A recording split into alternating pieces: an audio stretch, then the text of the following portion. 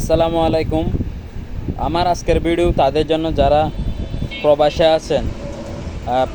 আছেন দেশে এসে কোনো ব্যবসা বাণিজ্য কিছু একটা করতে যাচ্ছেন, তাদের জন্য আমার আজকের এই ভিডিওটা বানানো।